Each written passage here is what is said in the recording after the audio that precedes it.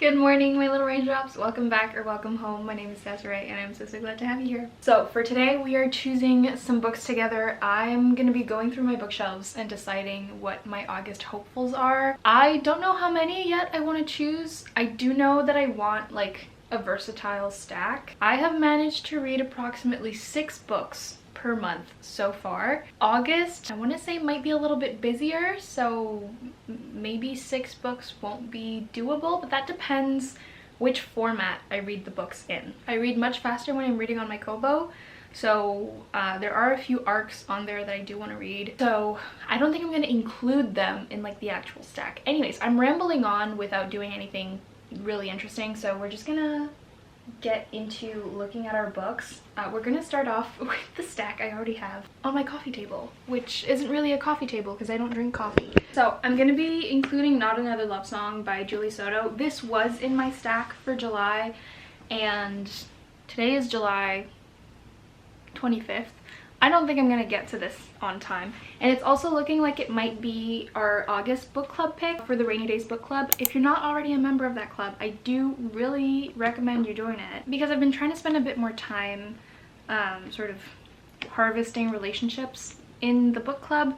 So if you're looking for a place to read this book but also read books with other people, it is entirely free to join. It is hosted on Fable, so you can just download the app for free, and then you can join the Rainy Days book club, and everything is super organized. You have chapter rooms so that you can avoid spoilers. It's very aesthetically pleasing. So if you haven't tried it out yet, I hope you will consider to do so, because it's a really fun place to be. So Not Another Love Song by Julie Soto will be the first book I put on my August TBR, primarily for the book club, but also because I've been wanting to read this ever since Julie announced it. I actually had the opportunity to interview Julie when her first book, Forget Me Not, came out last year?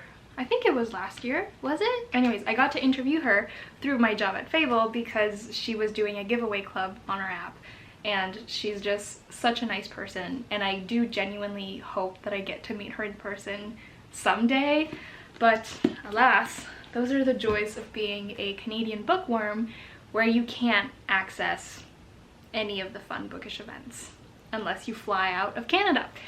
Anyways, okay, another book that I really want to read, which was sent to me yesterday. So this is I Want to Die But I Still Want to Eat Tteokbokki, which is like the second installment of the first book, which is I Want to Die But I Want to Eat Tteokbokki by Desiree. It's a therapy memoir, which basically has snippets of Bixie's interactions with her therapist, and then the next chapter is sort of just like her analyzing the discussions and then going back to more snippets of her therapy sessions.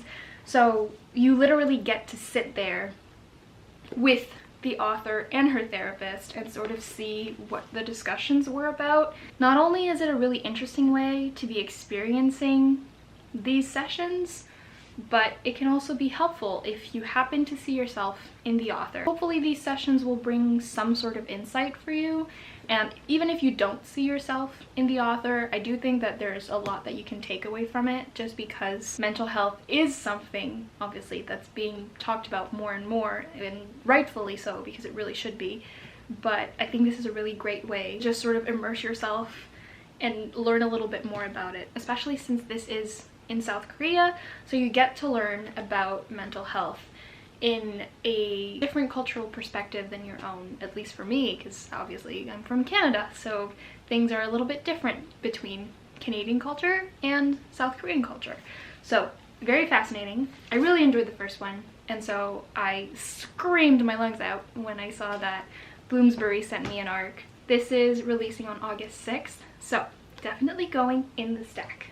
Right, time to get up and browse the shelves. So we're going to start off at bookshelf number 1. On here I have a little bit of everything. There's not like a strict system to it, if I'm being completely honest. This is kind of my just shove it on there bookshelf, because I just kept buying more books and didn't know where to put them. And so I just got this bookshelf. So there's one book on here that I really want to read, and that is Honeybees and Distant Thunder by Riku Onda. It's about piano students, and it reminds me a lot of Your Lie in April. A little chunkier than what I would typically choose to read more books in a month, but I'm trying to really change my mentality around reading, because I feel like becoming a bookish person on social media has made me sort of like, I don't know, so focused on chasing after the count. So like reading as many books as I possibly can in a month. Whereas when I wasn't posting about books before, I was just having fun with it, which is what it's supposed to be. Books were not made to be rushed through, because when you rush through them, then you don't really fully enjoy the experience. So I'm trying to take it a little easier, hence why I just try to like train my brain by adding more books than I can probably read in a month. And that way, if I don't read all of them, I'm slowly training myself to be like, oh, that's okay. So far we have a romance, a nonfiction, a literary fiction, translated fiction. Next I want to add a fantasy. And specifically, I want to read The Enchanted Lies of Céleste Artois by Ryan Goldin. This is coming out August 27th. It's set in Paris, and she is chunky, but I feel like I can probably fly through this because it does really sound like something I would enjoy. We're gonna go over the synopsises, whatever, you know what I mean, once I have all my books, just so you have an idea of what they're all about. So we are now at 4.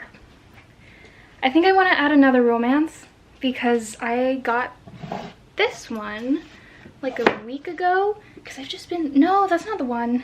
Oh no, I wanted the X-Files, because this is You with a View by Jessica Joyce. But the X-Files I've heard nothing but good things about, and it just came out. I might have to go to the bookstore. No, we must keep control. Do I want another like fantasy? No, fantasy is a little trickier to get into. Do I want to add another nonfiction? Decisions, it's so tricky. Ooh, okay, I think I know. Because it's August, I want to start getting ready. Oh no, I want to read this when it's cold outside. Never mind. It's always so complicated to make these decisions. I just own so many books. See, that's the downside of owning all of these books. Every time I try to choose what I'm gonna read for the month, I feel like I'm in a bookstore and I don't know what to buy, because there's just so many options. And if I had a smaller TBR, then obviously it'd be easier to choose what I'm gonna read, but I have so many! Oh my god. Book has seen some better days. Do you see how yellow that is? I think I'm gonna add this one. This is Satellite Love by Genki Ferguson. So it's a story about a young girl, a boy, and a satellite. So it's sort of like space-y, which I really like. So we're gonna add it. We are at 5.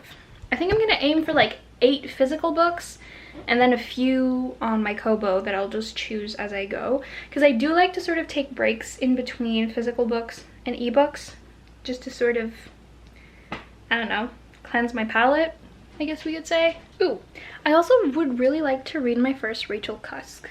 Is it Rachel? It's Cusk, right? We're gonna say yes. We're gonna add this. I feel like August is gonna be a fun month. What else are we doing? I think I'm gonna do a Hannah Bonham Young next. I've read Next of Kin, but I didn't read the first one, Next to You. So we're gonna add this one. We are now at 1, 2, 3, 4, 5, 6, 7. One more physical book, and that will be 8 books for the 8th month of 2024. What should be my 8th book? Hard-Boiled Wonderland at the End of the World. I've never read a Murakami book yet, and I feel like I really should, but I already have some pretty lengthy books. I know. How have I not thought about this yet? Sally Rooney's new book is coming out in September, and I still haven't read Conversation with Friends. So Sally Rooney's new book, Intermezzo, is coming out in September, and I've read Beautiful World, Where Are You? I've read Normal People. I do want to get, is it Mr. Salaryman? I think that's the one where it's like a shorter novel, but I've not read Conversations with Friends. So that has got to be read in August so I can fully prepare for the release of Intermezzo. So I think we have our stack of books. Right, August hopefuls are stacked up and ready. Let's go through them and just chat about what they're about, expectations, thoughts, we will see. We're gonna start off with what I have on my Kobo. So on here there are 2 books I would like to read in the month of August. The first one is The Doll Makers by Lynn Buchanan? Buchanan? I don't know. This was sent to me by the publisher. They pitched it as a sort of like Studio Ghibli meets spooky-esque vibes to it. It says that dolls are to serve their masters and perform their purpose of protecting human lives without hesitation from doll or doll maker. So it looks like it's, well, about dolls. Creepy Studio Ghibli dolls. Interesting. Artwork is stunning. I actually don't have the synopsis on my Kobo. Let me get my phone because I want to tell you about it. The Doll Makers is said to be a cross between Studio Ghibli and Ava Reed. Two things that I do really love. Although I am more of like a Studio Ghibli girly, but I do really like the spooky, darker elements of Ava Reed, especially when the fall comes around. So reading this in August would be like the perfect way to start submerging myself into fall. It releases August 13th, and it's a whimsical, dark, cozy debut about all-consuming monsters, the dolls who fight them, and the complex people who make them. So it's got an atmospheric universe with language quirks, distinct personalities, and intimate details that vividly bring the story to life. The author foregoes traditional chapters and doesn't miss a step as she quickly moves the plot along using multiple narrators, something I used to dislike but have gradually been really liking just because it gets you to experience the story in so many different ways.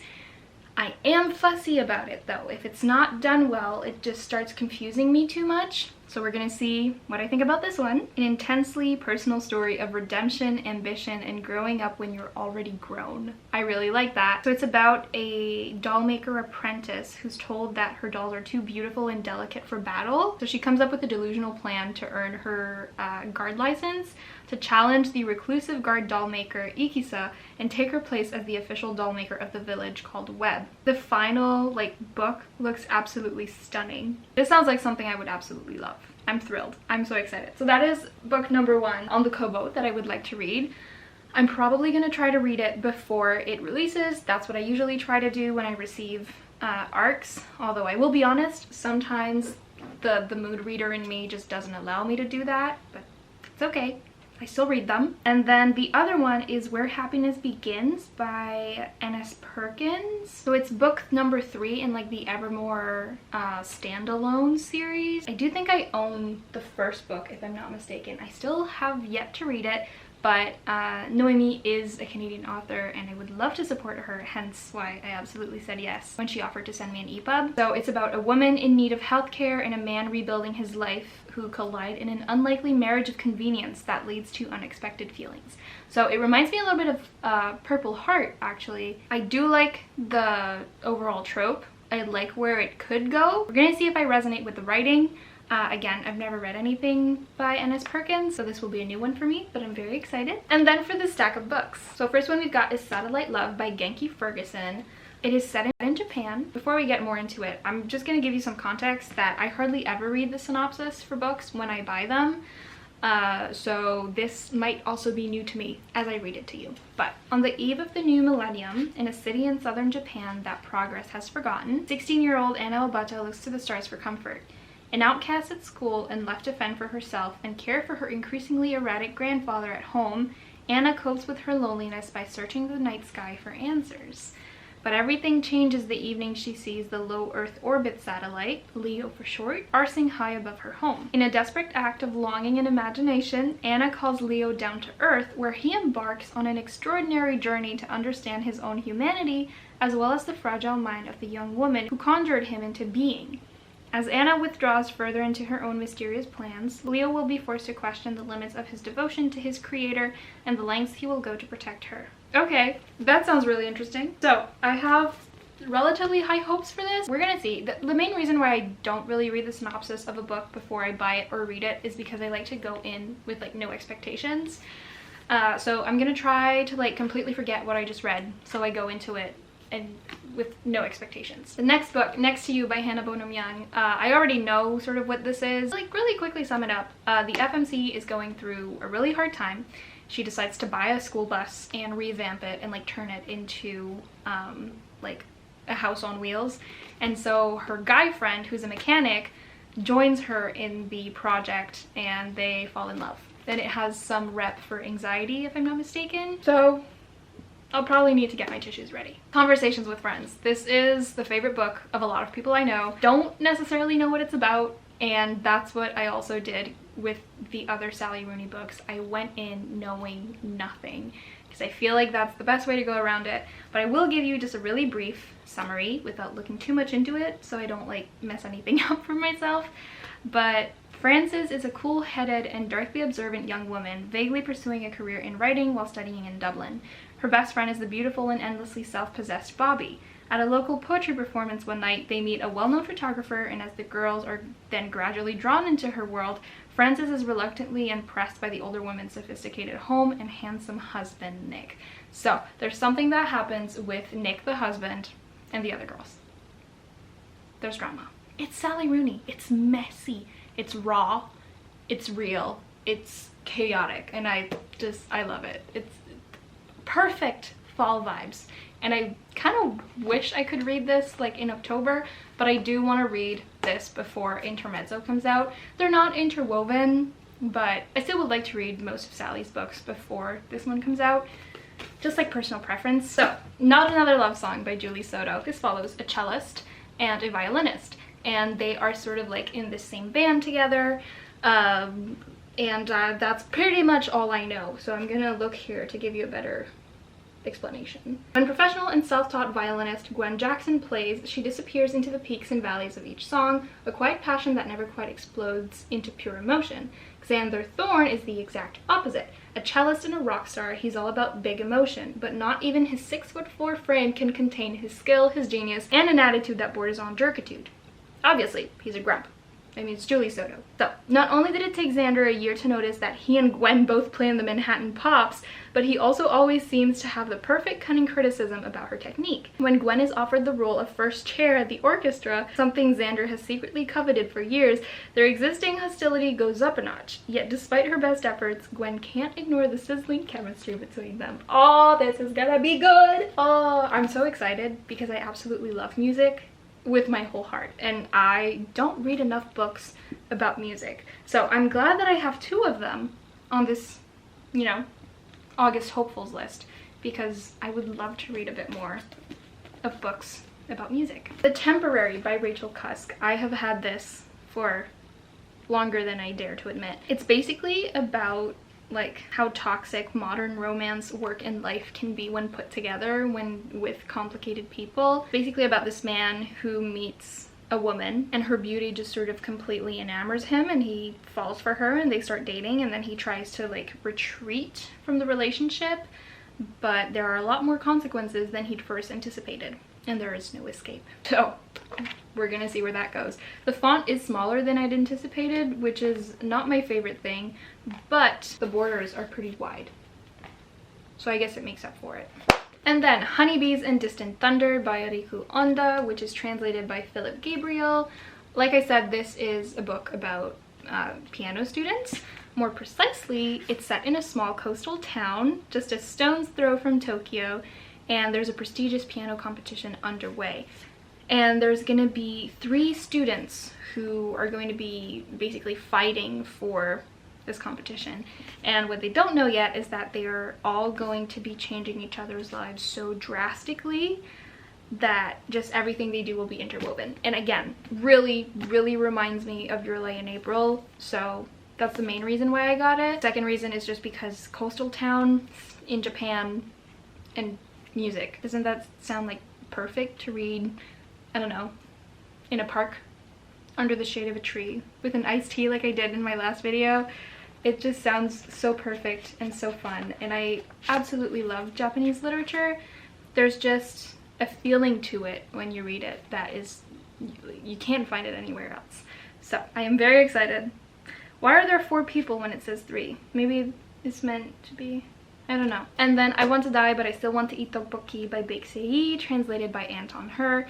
Already mentioned that this is a therapy memoir, so it's just like the second installment from book 1, continuing those sessions that Se-yi had with her therapist. So I'm very excited to get into it, and it releases August 6th. And then last but not least is The Enchanted Lies of Céleste Artois by Ryan Gaudin. Like I said, this is set in Paris. These are the characters. It's stunning.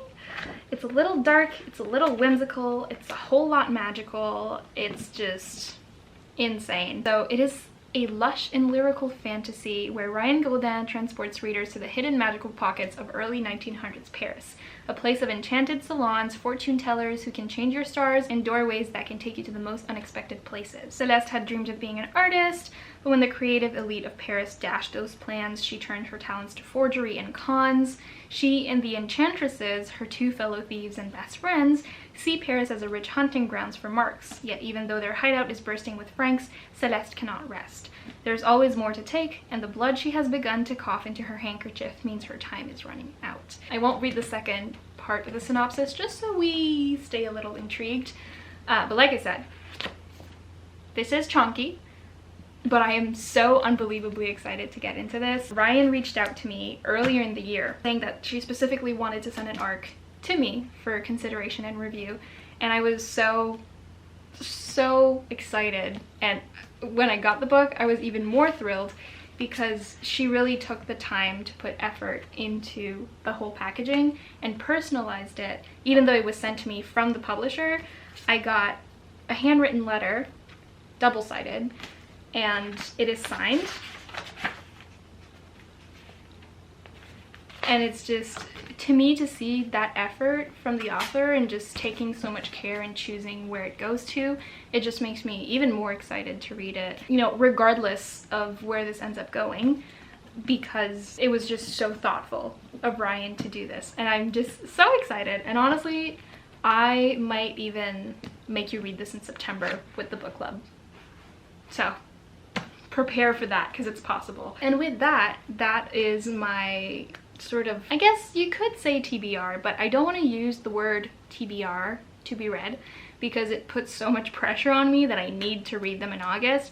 It's more like just a list that I will choose from, because I own so many books that when I finish a book and have to come in here and just like browse through every single book I own, I waste so much time. So choosing a few specific books every month that I choose from, not necessarily that I have to read every single one of them, but that I can choose from this specific stack, just helps me save my time, and it helps me be a little bit less stressed about choosing my next read.